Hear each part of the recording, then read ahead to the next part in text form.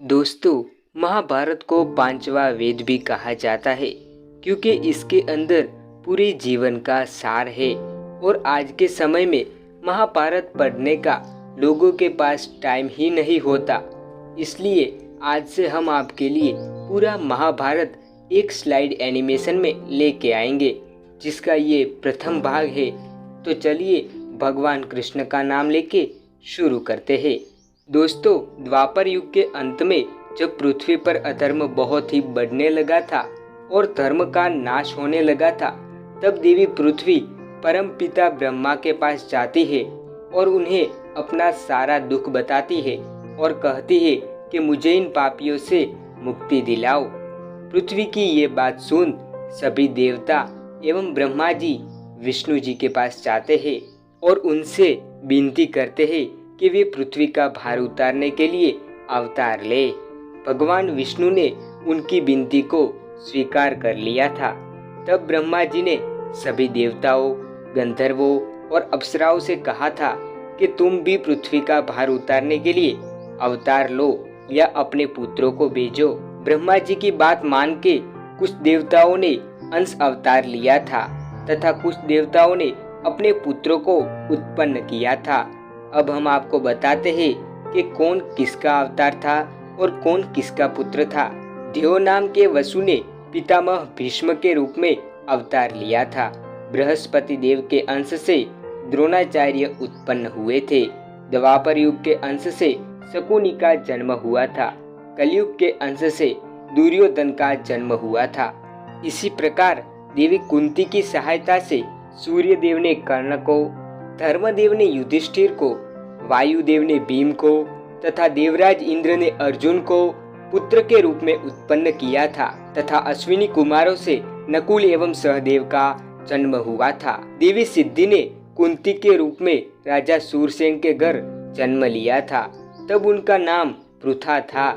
राजा सूरसेन कुंती को संतानहीन राजा कुंती भोज को गोद दे देते हैं और तब से उनको कुंती ही कहा जाता था।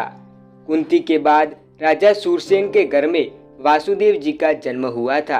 वासुदेव जी जब बड़े हुए तब उनका विवाह कंस की बहन देवकी से हो गया था, किंतु उनके विवाह के समय ही ये आकाशवाणी हो गई थी कि वासुदेव और देवकी की 8वीं संतान कंस का काल बनेगी। तब कंस ने देवकी की सभी संतानों को मारने के लिए देवकी और वासुदेव को कैद कर दिया था। फिर उसी कारागार में 8वीं संतान के रूप में भगवान विष्णु ने भगवान कृष्ण के रूप में अवतार लिया था। भगवान कृष्ण ने बालपन में ही अपनी लीलाएं दिखाते हुए अधर्मियों का नाश करना आरंभ कर दिया था और कंस सहित कई दुष्टों को मार दिया था।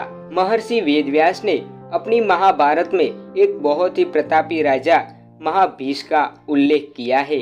राजा महाभीष मृत्यु के बाद स्वर्गलोक में निवास कर रहे थे। तब स्वर्गलोक से कई ऋषि किसी कार्य से परम पिता ब्रह्मा जी को मिलने गए हुए थे। वे सभी ऋषि ब्रह्मा जी से वार्तालाप कर ही रहे थे कि देवी गंगा वहां आ जाती है। उसी समय हवा के एक झोंके से गंगा जी के वस्त्र कुछ खिसक गए थे। ये देख सभी ऋषियों ने अपनी आंखें नीची कर ली थी, किंतु महाभीष देवी गंगा को एक तक ही देखते रहे थे। राजा के ऐसे आचरण के कारण उनके सारे पुण्य नष्ट हो जाते हैं। तब ब्रह्मा जी ने महाभीष से कहा था कि तुम्हारे सारे पुण्य नष्ट हो जाने के कारण तुम्हें फिर से पृथ्वी पर जन्म लेना होगा। ये सुन के उन्हें बड़ा दुख हुआ था। इसलिए महाभीष ने कहा था कि हे ब्रह्मदेव, मुझे कुरु वंश के राजा प्रतीप के यहाँ ही जन्म मिले, क्योंकि उस समय हस्तिनापुर के राजा प्रतीप ही इस पृथ्वी के सबसे प्रतापी राजा थे। दोस्तों, इसी कारण ब्रह्मा जी ने महाभारत का केंद्र स्थान हस्तिनापुर को बनाया था और यही महाभीष थे जो महाभारत युद्ध के दीवार की पहली ईंट थे।